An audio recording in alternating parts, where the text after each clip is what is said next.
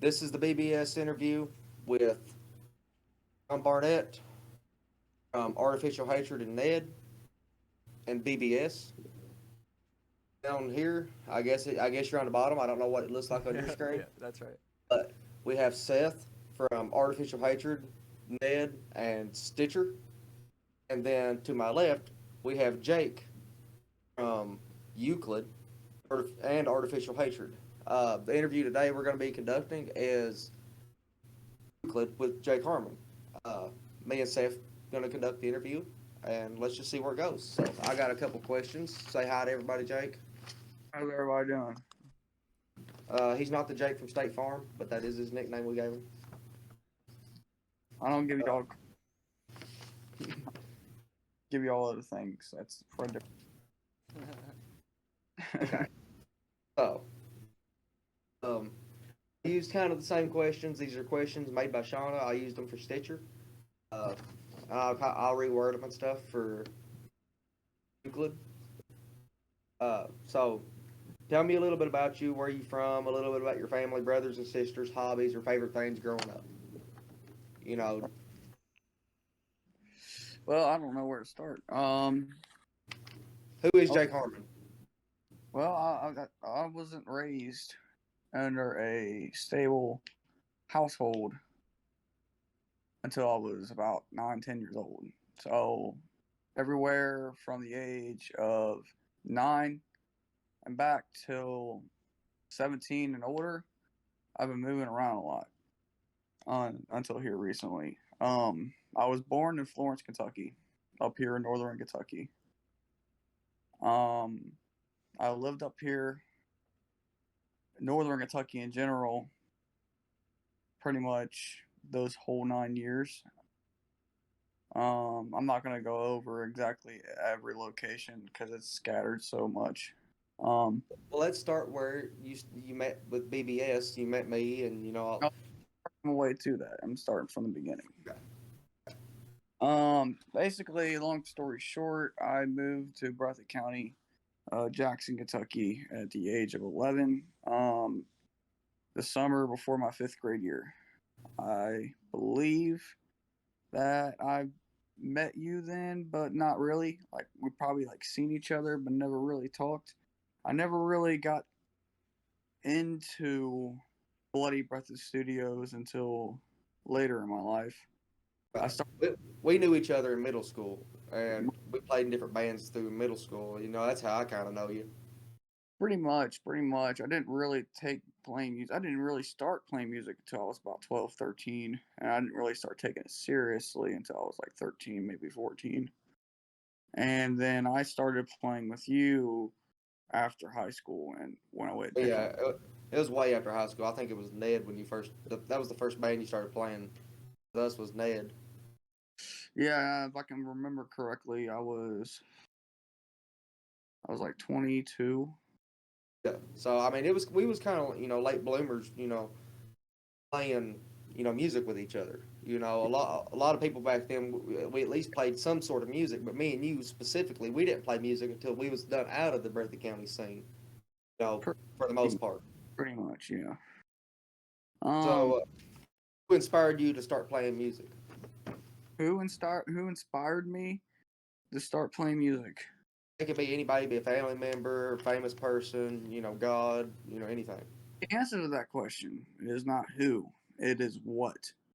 And Okay. it's, but what inspired me to actually go out and buy a real guitar and start playing music was a fake guitar, and it was Guitar Hero.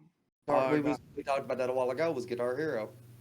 I got Guitar Hero 2 when it first came out on the PlayStation 2, and I played it till my fingers were about to fall off. It feels and I just kept playing that for years and years and years, and then I don't know. I wanted to try playing real guitar. A guy named Brandon Back actually sold me my first guitar and my first amp, and actually gave me a little bit of lessons for like 2 or 3 months. And I didn't really take it seriously then. That's when I first started getting into it, and then I kind of just let it go for a little bit. And then I started playing with Zach and Shelby and all them, and that's when I really started to figure out what it's like to play in a band. I started on bass and I played with them, and I played for them for about 3 or 4 years back then, and then I moved back up here, and that's when I stopped playing with them. When I moved Oh, up, I played in a band called the very first band I played in when I moved up here was called North of Nowhere. We only played like 2 shows, and the second show we played was actually pretty big. We actually played at the auditorium at our local high school, opening up for a big musician known as Johnny G, which was a huge bass player that played shows on and off with Ted Nugent back in his prime. And we was in the Cincinnati News article in 2012. That's when we played that show. pretty neat. I think I got something, recorded in MP3 for North of Nowhere. When I had my music store, you requested me to do that. I still got it, and it's part of our BBS catalog now. Yeah, Uh, yeah, that's That'd have awesome. been something that probably would have been lost, if it wasn't, for you taking initiative and being like, hey, let's do something with this. And that's what BBS really does. We document history, especially like bands like Euklid and bands like Stitcher, their beginnings, and we want people to know like how, where you all come from, and what your all's inspirations and stuff like that. Because if you all do go make it big, you all do do something with music. Hopefully we all do. People can look back on it and be like, yeah, that's what inspired him to do that. Before the mainstream gets a hold of you and says, this is what we want you to say. You all are telling us the truth of where you all come from, and it's real music by real musicians. Right, right. Well, I'm not. Nobody can hand me enough money to cover up anything, man. I'm trying to open book as much as possible. Um, but back on to after I played in a lot of bands. After I played in North of Nowhere, I played in God, I don't even know where to start. I played in Inertia. I played in Ned a little bit. I played in I played in Izzard, played in Tintil, and now I'm playing in Euclid. And I'm still playing with Artificial Nature, which I've been playing, with you all pretty much since Inertia died, pretty much. Yeah. So I mean, you've both been in Ned. You've both been in Artificial Hatred. What's it? Let me ask Seth this first. Like, what's it like joining a band that's kind of been around for a minute? That already you didn't start from the ground up. It's kind of like you just joining. What's it like coming into a band like that? Um, I mean, it definitely has its positives, more positives than negatives. You get to skip all of the beginning. Like where do we start? What do we do? I'd say just the biggest struggle is just finding everyone's sound. And not just being like a guy in the band. Actually being a part and writing music together and everyone sticking to the artificial sound and what people like expect and want, but giving the members what they need. I think that's something that we've worked on, and that's gonna be great for the future. I just want to say the artificial sound that you're talking about is like artificial hatred sound, not Yeah. like a generic fake Yeah, sound. yeah, yeah. No, I meant the artificial hatred sound. Yeah. Ned, it has its own sound. We can Ned a song by just by doing anything. But same question, Jake. What's it like joining a band that's been around for a minute versus Well, starting one? I mean, yeah, Seth had some good points. He said, you don't have to play the game like you do when you first form a band, where you got to worry about having dedicated members, having the right material all over again from scrap, and having enough material to be able to play a show, and have to work on all that before you get to play a show. Like when I first joined Artificial Hatred, I practiced one time, barely knowing anything next day. Yeah, So that's cool. That's it's cool. kind of our saving grace on that, dude. Because when we got you to join, we fired another guitar player, and you kind of stepped up and helped us. And Seth, you might have been in the same predicament there. Like a lot of people who learn artificial stuff, in their first show, they learn it really quick. Um, and I've always wrote it easy, not for that reason, just because I can't write really technical stuff. I can't write 1,000 chord song. You know, I could write a 3 chord song, but I put 1,000 rhythms in it. Yeah. That's my writing style. But yeah, go on, Jake. My bad.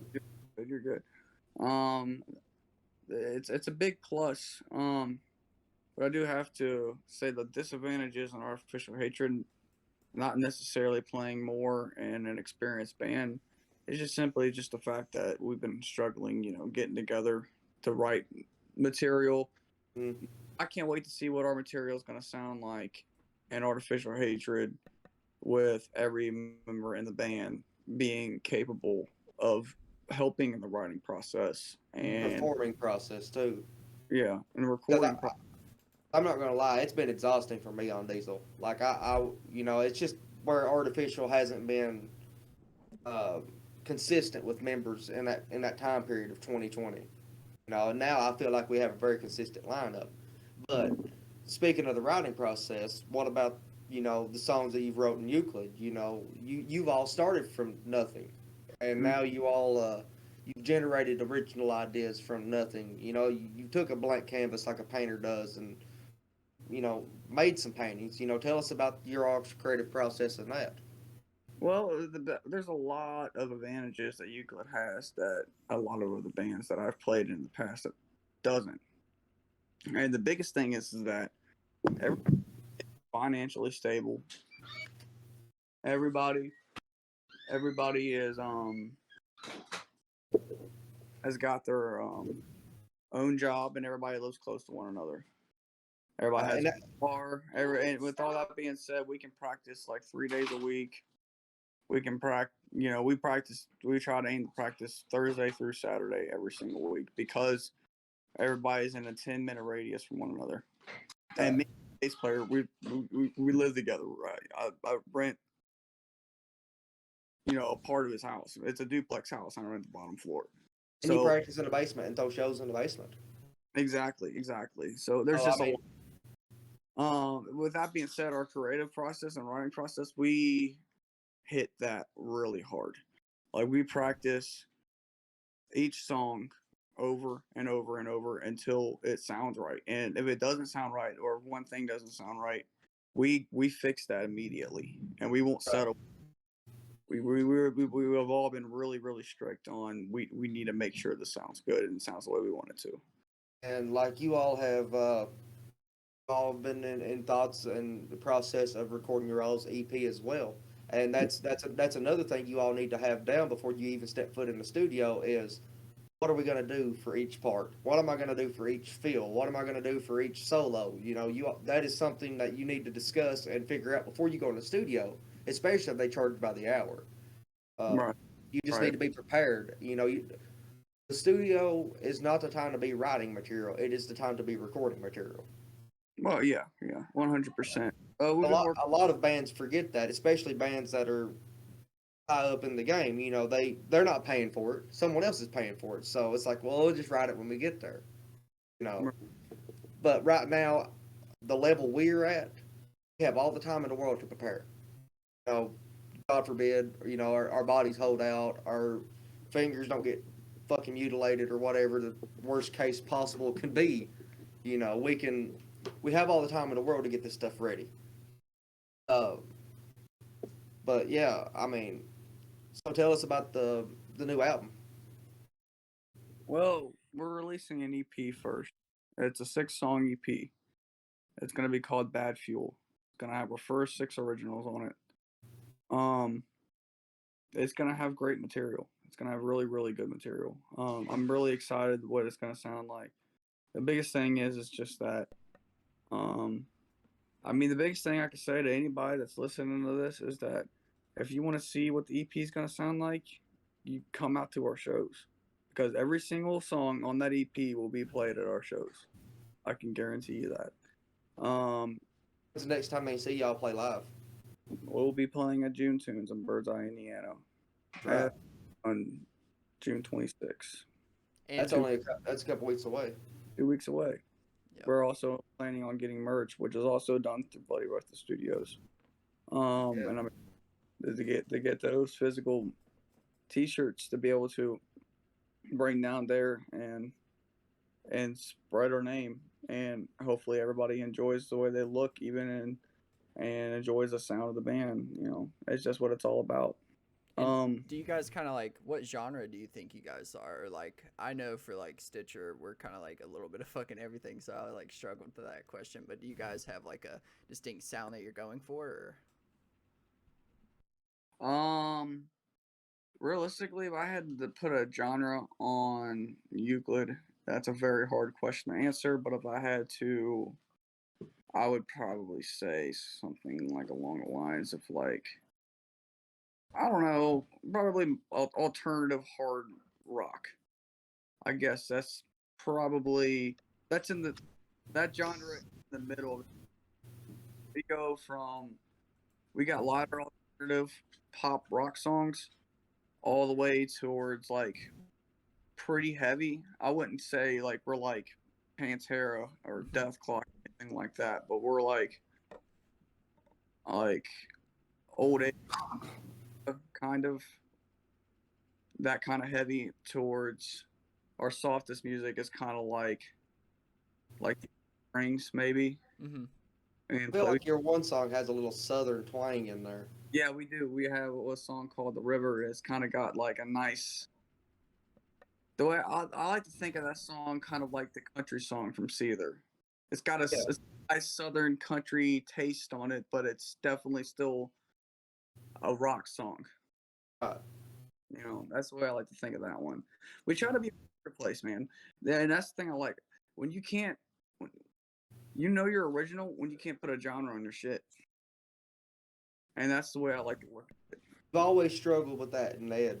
You know, if you've been in Ned, Steph's in Ned, like that's something we've always struggled with because one song is like blues, another song is punk, another song is metal. You know, and to me, that just sounds like Ned. Yeah. You know, like when you think of Ned, that's the sound you think of. Whatever Ned does. You know, when you think of AC/DC, you don't think of. I mean, now you think of them as classic rock, but back in the day, it's like that's AC/DC. That's what they sound like. That's no one thought of them as classic rock back in the day. Mm-hmm. Right. Rock and roll, yes, you know. But the thing that differentiates the old ways from now is so much cross pollination between the music, and we're all educated music fans. Back then, you heard a song on the radio, you might not know who played it, you might not know the song name, but you knew the song. Mm-hmm. And you know, today you have so much cross pollination with blues and metal and punk and alternative rock. Like he said, it's hard to put a label on something.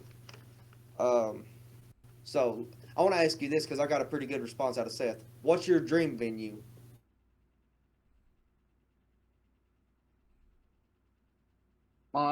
My dream venue. That's a very God, dude. Like the venue that I could say that I've played in and I'm happy and I don't want to play anymore, or like I'm settled with that, or as in like a venue on my like on my bucket list, like one that I'm going to play that I want to play more than anything. Right. And what I told Seth is the conditions is it has to be still running to this day. It can't be something that's done gone, something that you know we'll never be able to play like the CBGBs. You know, because it's gone. I believe. But what? Um, God, probably I would love to get my foot in the Bogarts. I wouldn't consider that my dream venue, but definitely a big one. Um, the Ramona Elise and Columbus, the venue that Dimebag Darrell got shot, killed on. We always talk about that Ooh. too. They turned that into affordable housing. That'll never be a venue again, neither. Oh wow! See, I didn't know that. That And was a what? good one though. I didn't know that it was shut down. I didn't even think of that. That's a good one. Mm-hmm.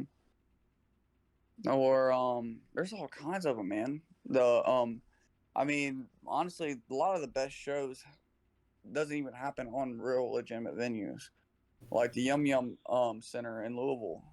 I've seen some very very good bands like Periphery come through there and play there, or the Rocket Mortgage Stadium and and Cleveland when I went to go see Tool. Both the Rocket Mortgage Stadium is actually where the Cavaliers play, the Cleveland Cavaliers, and some of the best shows that you wouldn't even think of doesn't happen in legitimate venues. I mean, as far as like which venues I want to play in, that's a hard question to answer.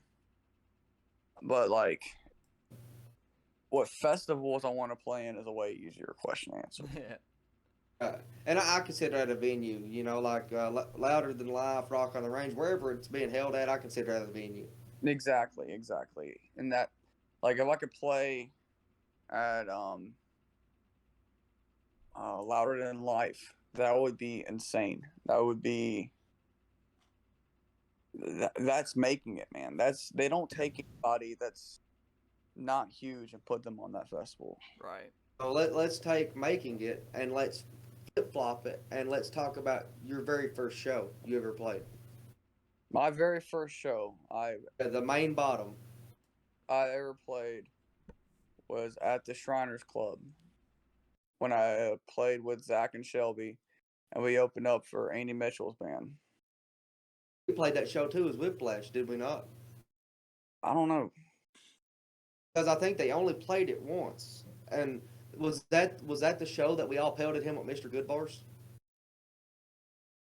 I don't think so. It was literally just a 2-band show, and it was the band that I was in with Zach and Shelby. It was my very, very first show, and the Empire of William Henry Harrison played after us. Yeah. I mean, there was a big influential band at our time because he was a teacher at SMS, you know, and he was always the one going out and getting these shows and stuff, and he was kind enough to let us jump on the show, you know. He was a bigger local musician, and us being middle school kids, not really knowing anything about what we were about to get ourselves into, he was a very good influence, and he was a very good reflection of what we have for possibilities as musicians trying to play decent shows, you know. Right. Like looking at where we are now, we would never know back then what it was like we do now. Mm-hmm. But closest as we would get as an example back then to seeing what it would be like. Right. You know? And yeah, that's the best I could say about that. But I don't think the name goes for much anymore because of negative press and things that happened. But before all that happened and stuff, like he was a very big name in Breathitt County as far as the punk rock scene and bringing new music into the area. You know, before that, you know, we had a few original bands, but they was more uh, classic rock, southern rock, Christian music, you know, stuff like that. He brought a lot of punk rock, you know, and I guess it was more like Blink 182 punk rock, a little bit of Green Day here and there, but yeah, it's pop punk rock. yeah, and regardless, the drummer Nick Carrico, he used to live next door to me, and he had to hear us more than he heard his own band because we practiced every single day as Whiplash. Right. And you know, the only reason I thought you might have been on that show is because the only time we ever played at the Shriners Club was opening for Andy Mitchell's band. Yeah. And Zach's band was there as well. Yes. He opened for us, and then we opened for Andy Mitchell's band. Right. When I played there, there was only those 2 bands that played there, and it wasn't really a big show. I'm in the middle of the interview. Hang on a second. Oh, good. So Seth, what was it like? I don't know. I think I asked you in your interview. What's it like playing your first show? You know. Fucking felt like sweaty hands, shaking, the knees shaking a little bit, you know. Yeah, you get that little anxiety build up. And then the first song starts, and you're like, okay. And then you get a little bit more comfortable, and then all of a sudden you're fucking head banging and twirling and doing what you fucking do. Do what you got to do, man. Yeah, you know, whatever feels right. Yeah, it was super scary at first, and then we were all standing in the green room, and fucking Wet Ass Pussy or something started playing, and I decided to get a little hyped up. Oh yeah. Well, what's the biggest difference between like playing a show with Ned and playing a show with Artificial? As far as being on stage with both bands, because you kind of do the same role in both. I switch up, so that's my experience. But what how do you feel the presence is in Ned and Artificial on stage?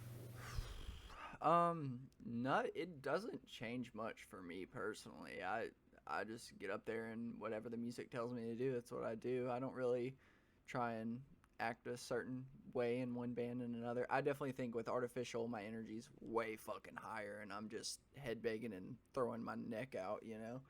But it's just the vibe of the music, man, you know. So, who's all the members in Euclid, Jake? Well, I play drums. You're also there. Sorry, my camera kind of glitched for a sec. You're good. I play drums. Stefan Lance plays guitar and sings, main vocals. Um, David Holman plays bass. And we got a new guitarist. He plays lead. His name is Andrew Epperson, and he plays lead and sings vocals as well. He also does some singer-songwriter stuff too. Yeah, yeah. He's a very, very talented individual, and so I'm very happy to have him in the band. He let me borrow his guitar for that one house show, dude. And I love his guitar because you just got to switch a knob and then it changes the tuning of it. Like it's insane. Like I've never played a guitar like that. Yeah, it blows my. He keeps it in standard, and it's got a computer inside of the guitar, and there's a knob on it, and you can use that knob to change the tunings of the guitar. It is the most crazy thing I've ever seen.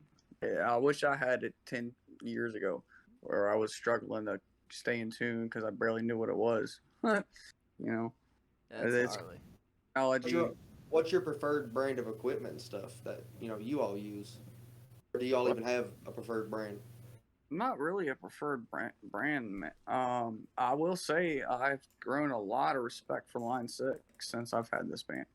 You know, I'm not really a big fan of it because I thought it was always a little bit too digital, but like playing or hearing the way that they play and what Line 6 has really brought to the table with like, it's insane. Your possibilities for different tones, different effects, all in one pedal, processors, compressors, uh, anything you could think of, all jammed to one pedal. It's insane. Line 6 has really impressed me. I mean, Stefan's guitar setup, like he's got an amp that has its own wireless guitar input. And if you keep the amp on, when you get done playing, you plug it right back into the input and it charges it for you. That's cool. It's pretty cool. So I mean, Yeah, do you got any last thoughts or anything you really want to say? I don't know how long we've been doing this, but like it's been a blast. yeah. It's been a good interview. The only thing I can say is that always support local musicians. You'd be surprised how far a like and a follow can really go for us. And if you're an outsider that's not a musician, that's just watching this, you just happen to scroll by and you see it and you gave it a watch, you don't have any idea how much it means for all of us to get that, just a like, share, follow every once in a while. Makes you feel good. It goes a long way when people Goes, like your stuff. it's more important than what you think, and it's not hard to do. You're not paying any money to do it. We're not, you're not,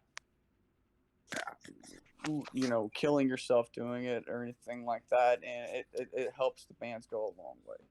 And We're not asking for a kidney or your firstborn child or anything like that. We're asking for a like, possibly a share, and it really gets the name out there. Maybe you might not like the music, but if you respect us and respect the people doing the music, then you can help get the music where it needs to be and into the ears of people who might like it.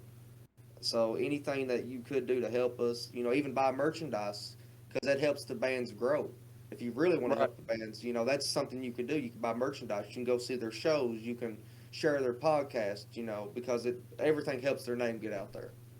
thing that people need to understand is that every musician, every pop star, every artist, in a sense, that that you love, that inspires you, that helps you out in your life, that you hear on the radio, etc., has all been where we are right now.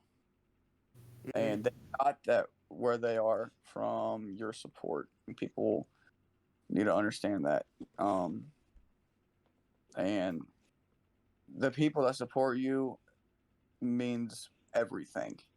If you don't have a strong following, if you don't have people coming to see you, then what's the point? You're never going to get anywhere with it. The people that buy your ticket, that come to your show, that play your show, to watch you play your show is more important than the people that's playing the show. Because if it wasn't for them, the lights wouldn't be on. Nobody would be doing anything. Right. Who would we So, be entertaining? We'd be entertaining ourselves. And that's kind of the difference between a commercial musician, someone who really plays for money, uh, and then one who does it just for themselves. You know, some people are content with staying in a bedroom and playing, but there's some people that really want to make a go of it, and right. they only do it on other people's support. You Exactly. know, Everything revolves around support. you have any thoughts on that, Seth? Um, I think I yeah, it's if you don't have people that like your stuff, I think it's very discouraging if you don't have people show up and do things. But then it's just I personally I could play in with my dudes in a fucking in my living room and I'm happy, you know. Of course, Uh, if I have people playing, if I'm playing a show and I have people there and people supporting me, I'm 10 times happier. But it's just all about the music, man. really is, and that's what keeps musicians going without support. And it withers away, and people give up hope after so long of not getting support. Yeah. And we never want people to feel that way, that they have to give up music, for this or for that, because even if you're only doing it once a week, or if you're doing it once a month, or once, however often you're doing it, you're still satisfying somebody. You might be giving something back, giving something to somebody that they really need, writing a song that they can hear, even if you only do it once. You might be that one person that they hear, and you might inspire them, and you And I think for you me could be. personally, that's what I want. You know, I don't need too many people. I want my music to help someone, you know, like the way music helps me from like a mental health perspective, and the same way as someone sharing and liking your stuff, like for me that just like overwhelms me with joy, and that's definitely something I need in my life, and I feel like a lot of musicians do, you know, just to keep that dream rolling. I think a lot of people need to experience more local music and get out and actually see a real show, and see it firsthand, and not just from their computer screen. Right. A computer screen is a great way to look back and reflect on it. That's why we always try to get footage. But in order to really experience the bands and support the bands, you need to come and see the shows. And there are No. a lot of good musicians, like especially at Metal on the Ridge. There are a lot of good bands there, Well, and yeah, the likelihood of one of these bands blowing up, it'd be awesome to be, you know, like I saw them at their first show, or I saw them before they blew Yep. up, and you get to meet those people and things like that's something you can't do unless you go see these like smaller shows and things like that. So You always want to catch a band before it takes off. You yeah, always want to watch before it takes off because you want to. It's always nice to have, you know, to be able to say that you've been there before they made it. Like you know, bands Metallica and Linkin Park. To be able to say, I watched these guys before they were anything. I was there from the very beginning. You're never gonna be able to say about any band unless you go check out these local shows, like check out these local bands. you're Because going if through you're a already computer on a show crisis. that's oh, Okay, repeat uh, what you just said. yeah, when it picked, we heard you say like Linkin Park and like Metallica. From there, we heard that, and then you started cutting out. okay, so what I was saying is like those bands, if you go watch them, they're already made it. They're already where they want to be. If you really want to be there for a band, you want to watch them grow. You want to be there with them from the beginning. And if a band blows up and you was at one of their first shows and you say, "Hey man, I seen you guys here before you guys was anything, and I've been following you guys from the beginning," it's gonna blow a musician's mind. Oh, yeah. It's gonna blow. I don't want you to possibly, I don't know, go on tour with them or something. They're gonna have a lot of love for that. They're gonna be like, wow, this really is a true fan. He's not just here because everybody else is. Absolutely. He was I there really- before. He was there before the craze about the band hit too. You know, he was supporting you before it was cool to support you. You know, and Exactly. he's one of the people who helped make you the cool kid in the class. You know, so and that's a lot of things from Breathitt County, dude. Once people become the cool kid in the class, they forget about the people who got them there. And you know, with BBS, we try to help people grow with us. We don't want to leave people behind, but you can't lead a horse into water and make it drink. Yeah. So Right. that's my thought on it. Especially with people, you can put it right in front of them, but you have to give them a reason to care. And I feel like our hearts, our drives, that's the key, man. Because you cannot get behind a heartfelt story about musicians, and it's true stories. It's not like we're making stuff up of where we come from. What we put in these interviews and these documentaries are 100% legit and 100% true. You know, but yeah, I mean, last thoughts, Jake, on Euklid. Anything else you want to promote or anything beforehand? Facebook, Instagram. Do you guys have any of that? Pornhub. We have a Twitter, Facebook, Instagram, and I believe we're going to here soon have a YouTube channel. Cool. And You will also be on our Teespring here before too long too, correct? yep, we've got all kinds of material on those platforms, and we're going to be bringing out more. We're going to have all kinds of physical merch because of Teespring and the platform that you put us on there. We're And once you all get your EP done, I will personally get you all on the Spotify and Apple Music and everything like that. You know, it ain't nothing. sounds awesome. That sounds perfect. And the only thing I can say is that if you're there for me, if you're there for Euklid or any other band I'm affiliated with, or any local musicians in general,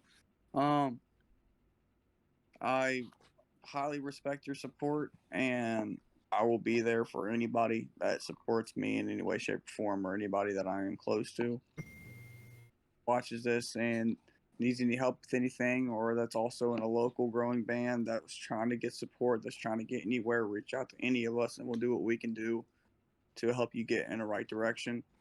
But as far as Euclid goes, we're on to a solid drive that we're not letting off. We're pressing the accelerator down, and we're not pumping the brakes anytime soon. And I just hope that everybody can be there to watch it happen. And talk about the Euklid show in July. Yeah, we also have a show on July 3rd. It's a house show. It's up in my house in Covington, Kentucky. It's free show, completely free. 7 really, really good bands are on it. Vinyl Ash, Gasser, Arrows of Apocalypse, Euklid, Renegade Angel, and Eisengeist. And the show starts at 3 o'clock. The doors open at 1:30. The show stops at 9:45, 10 o'clock, and the party goes on all night. There's going to be beer pong. Then I mentioned free beer. Free beer, beer pong. We're probably going to shoot off some fireworks, and we're going to have a fire in the backyard, like a bonfire. And legitimately, I'm not shit you not. It's going to go on all night. And Oh yeah. if you missed this night, you missed this show, you must be having a really damn good party to go to, because if you don't, then you're missing out. You really are. You're missing out. Everybody go to it, man. Let's fill this basement up. Like let's cram some people in there. Let's make it look like Guitar Hero 1. You know, the very first venue. That's what I'm thinking. That's what I want to see happen. My damn dog won't leave the fuck alone. But yeah, guys, that's all I gotta say for my last thoughts.